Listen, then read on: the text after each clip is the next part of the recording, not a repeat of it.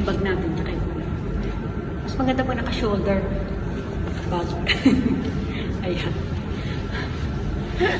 Lilipat na tayo ng lugar, ha? Upo tayo na sa ano, parang library. May nakabukol dito. Ano ba yan? Mauntog ba ako?